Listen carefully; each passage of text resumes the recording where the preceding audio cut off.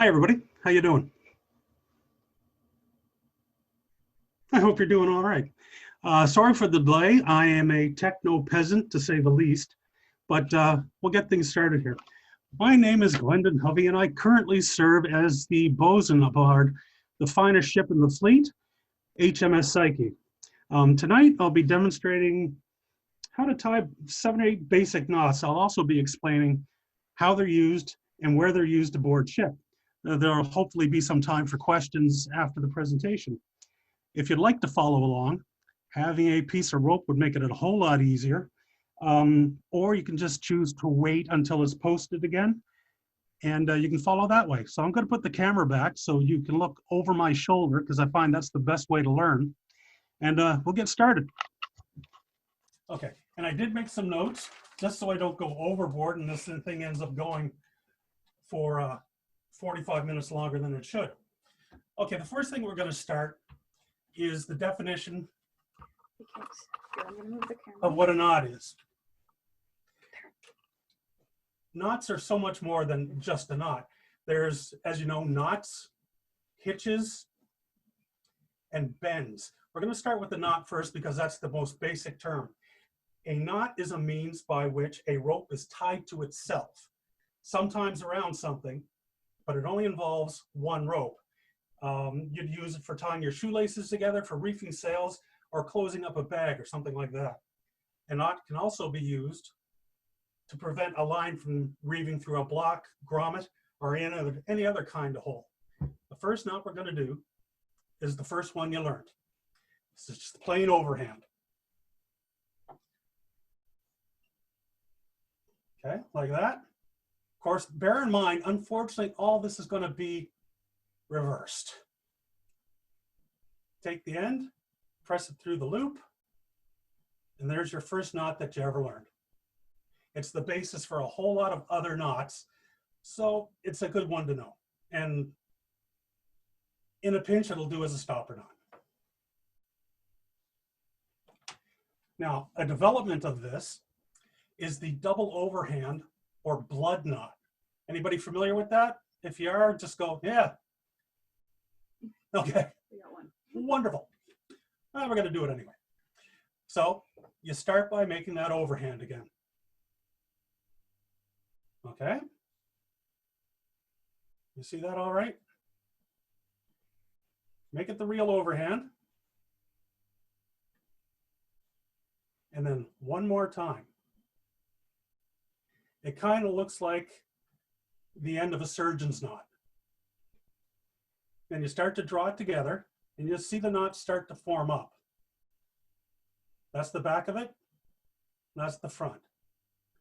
As you start to draw it tighter, form the knot up as much as you can, because as you know, with knots, prettiness counts.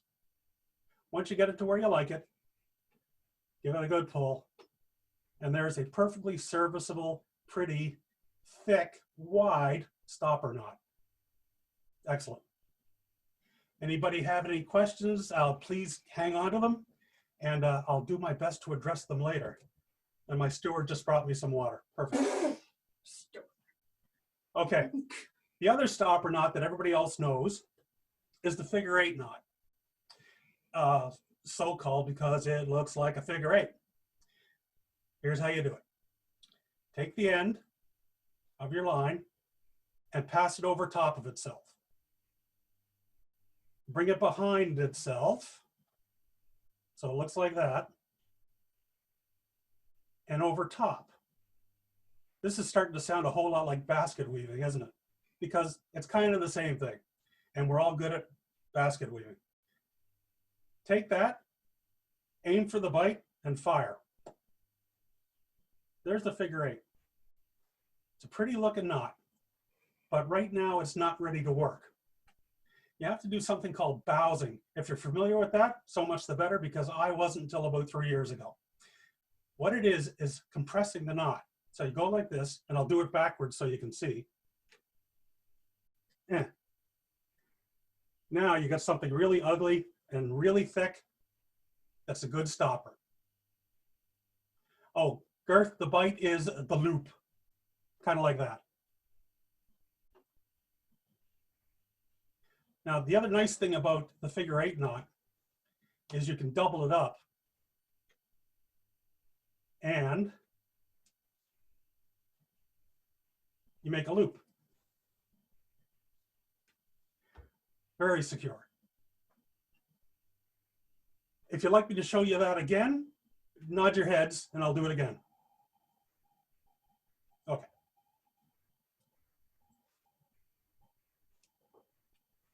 Except I'll go big.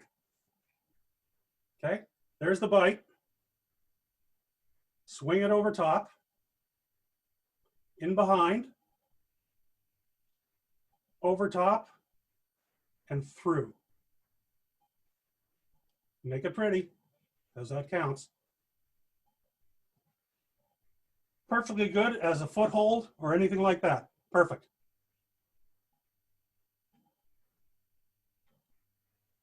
As soon as I get this thing untied, we'll carry on.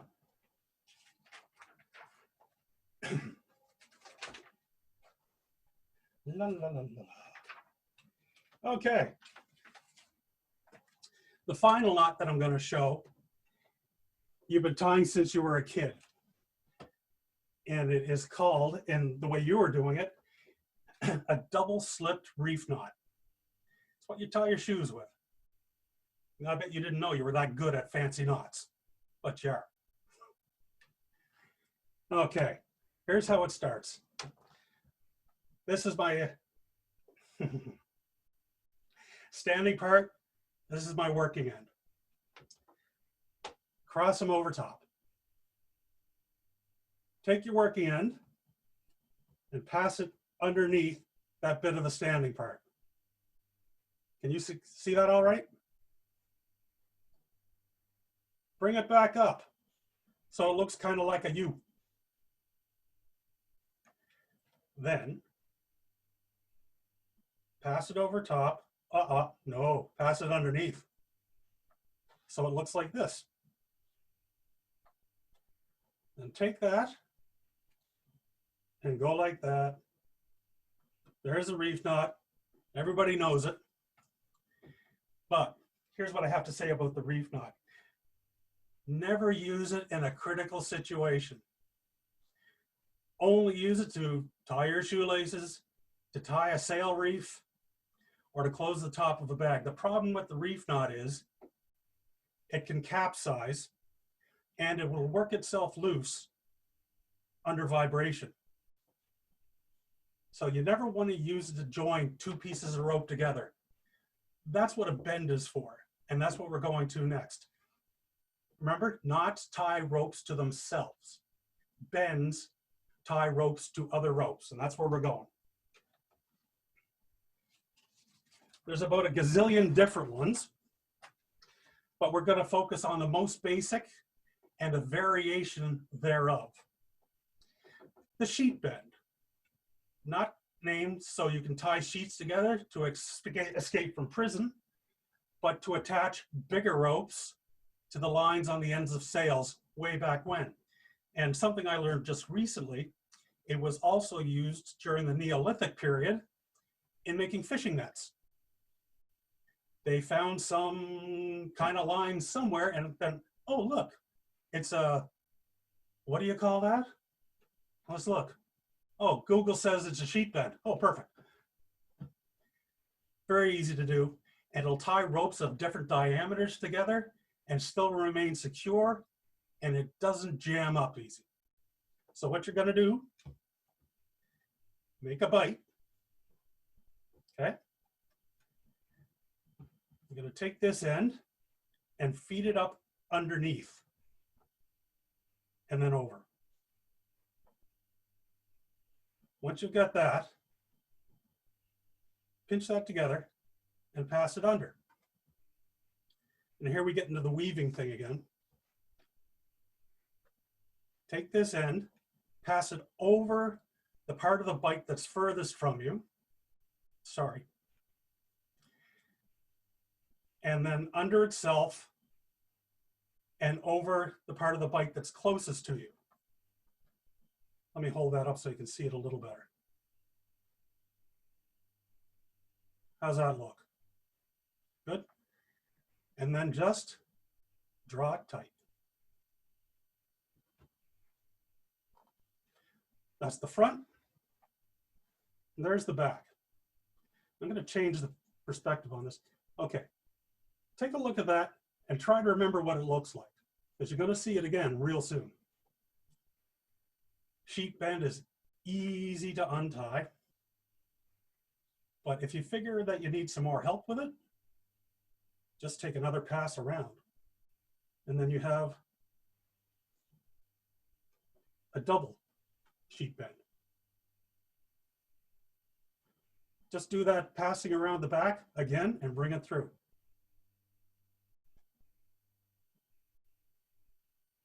I'll do it again if you want to see.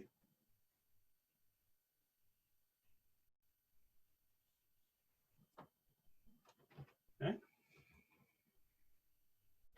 Up through, around, underneath itself, one more time, back, and underneath the final time. And then draw it tight.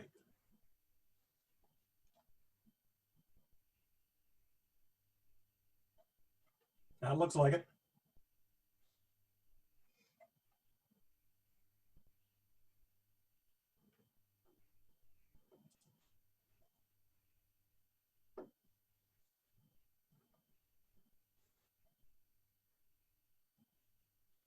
That looks good.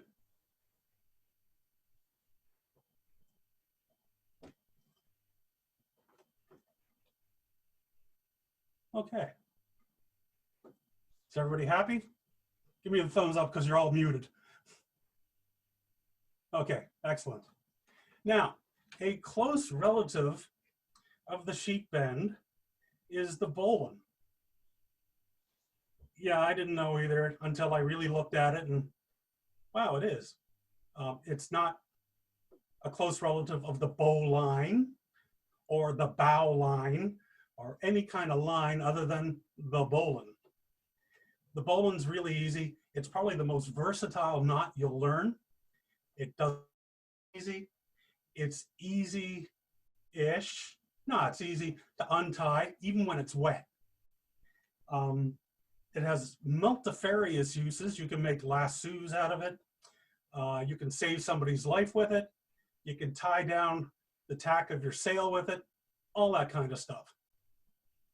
And it's really cool because it has a little story to remind you how to tie it. I don't know if you guys have heard it, but it's a cool little story. Okay. Take your line. Oops. Take your line and make what to my eyes looks like a 6. It might look like a 9 to you because everything's reversed. And you make that 6 by passing the line over top of itself.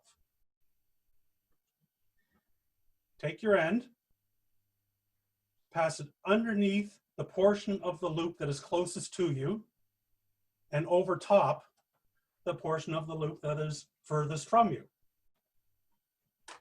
So far, so good. Now you're going to take that end again. I wish you guys could see this, and pass it behind that bit that's going straight up and down.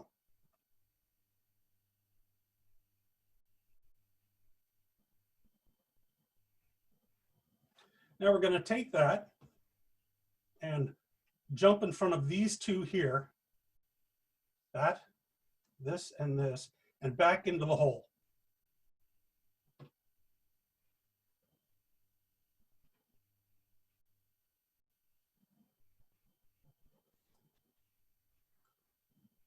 Now to firm it up, grab these two.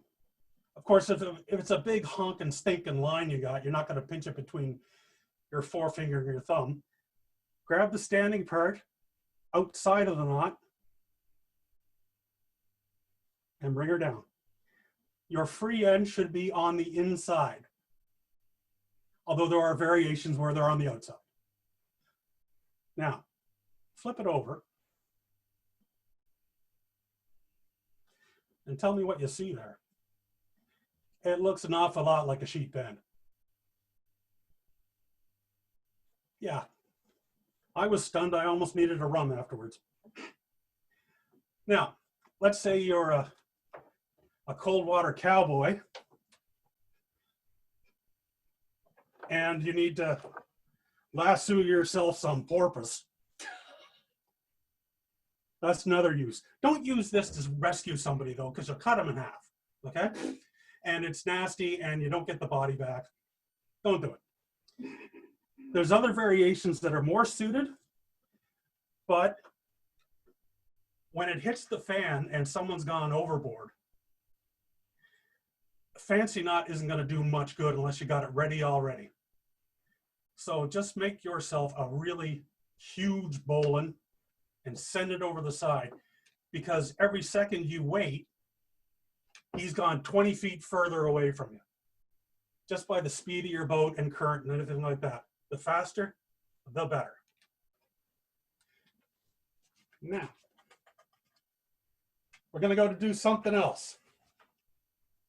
Oh, you guys know the story about the rabbit? Everybody? So I don't have to tell it again? Then we'll move on to something else. Hitches. Some of them I refer to with a different consonant in the front, but hitches are used to attach ropes to permanent or semi-permanent fixtures, such as posts, masts, spars, things like that. The most basic one is the clove hitch.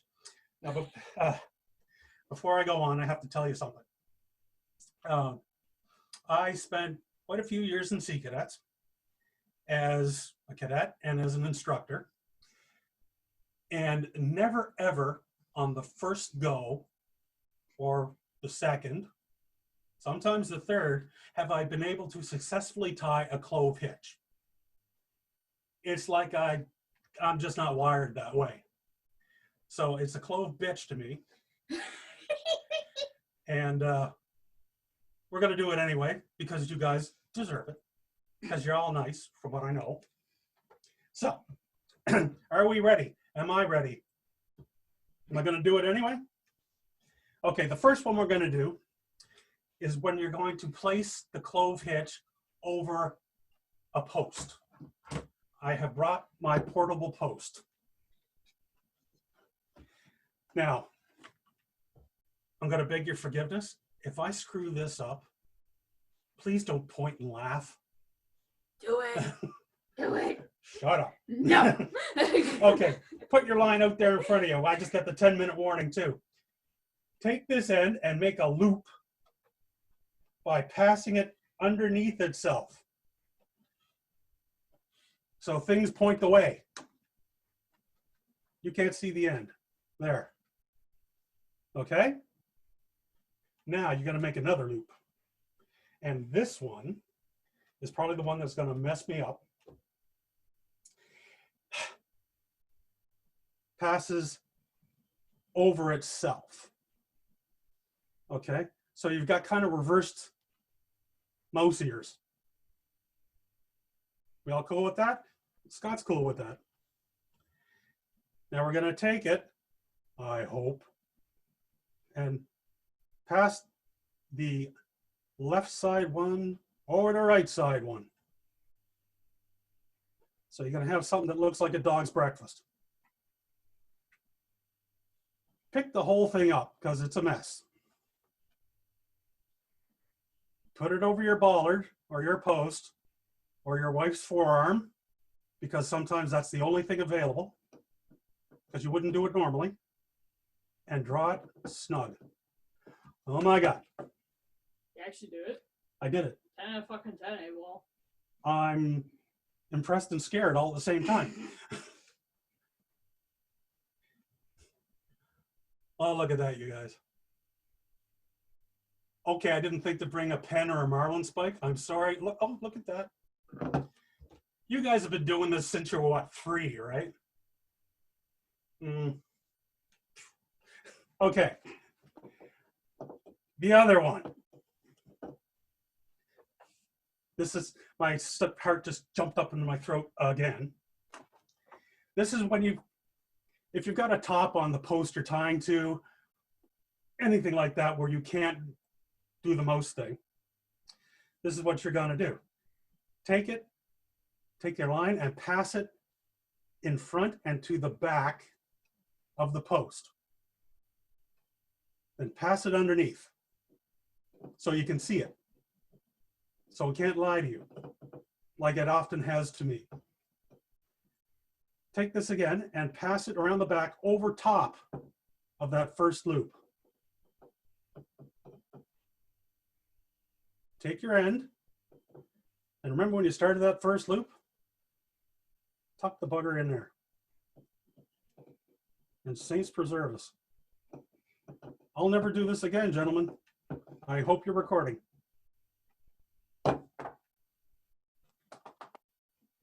Good Glendon. Okay. Now, the reason I wanted to show you something so simple as this is because the next time, I'd like to show you guys the rolling hitch, or the Magnus hitch, as it's sometimes called. That is one stunning, useful knot. We had an accident aboard Psyche last year where our sprit boom broke off the cleat that was holding it up. And impaled your daughter. And it impaled the bosun's mate. She survived. Hey. What I did was seized it up, and then I tied a rolling hitch onto the mast. And we sailed back from Toronto Island back to Mississauga, not a problem. So clearly useful. It's also good for tying up your hammock to any kind of post, because I know myself, I'm a man of dynamic proportion. And I worry about hammocks. And then I use this knot, I don't worry about hammocks anymore. So we're all good. Okay, so let me find my finishing notes here. If you're interested in learning more, some more sophisticated and secure knots, and maybe even going into doing some marlin spike work, let us know. I'd be more than happy to do it because I enjoy it. It's something I do on my own. As long as I got a piece of rope in my pocket, if I'm standing at the bus stop and they're in a hospital, I'm good. I got something to do. Anyway, thank you very much for tuning in. I hope you enjoyed it and found it useful. And fair winds, people. Questions? Thank you. Any questions you have? Yeah, thank you very much, Glenn. That was fantastic. Well done. We've got 5 minutes left. I have pressed the allow attendants to unmute themselves. So if anyone has any questions, unmute yourself and ask away. Hey, Glendon. Hi. It's Carl here. You called that a rolling hitch, that last hitch that you were referring to? The one that we did was a clove hitch. No, but the second one that you mentioned, you didn't demonstrate it. What you called it? Oh, a yeah, rolling it's the rolling hitch. rolling hitch? Okay, thanks. No problem. It's like a clove hitch on steroids. And for what it's worth, yeah, I'd love to see an additional marlin spike work module down the road. Excellent. I look forward to doing it. Maybe we'll make mats. Anybody else? Anything else? If I can make a recommendation, Yes. I use an app on my phone called Knots 3D, Mm-hmm. and it has videos, a favorites list. So I just add out of 144 knots in this app, I've got 13 favorites. So I just tap on favorites, and then all of the knots you're talking about are on there, and I can watch them being made in 3D. Yeah, that's the one that it goes tick, tick, tick, tick, tick, tick, tick, and all the way through. Yeah. That's it. Yeah. Okay, just let me get this over here so you can see me. Okay. There. Does anybody else have anything they want to say? I do. Can you hear me? Yeah, I can hear you. Oh, okay, great. I was just going to throw out there, if you get a chance, folks, look up Slipknot Bowlin sometime. It's a really great one. It's a variation of the bowlin, the Slipknot Bowlin, and I'll just leave that with you.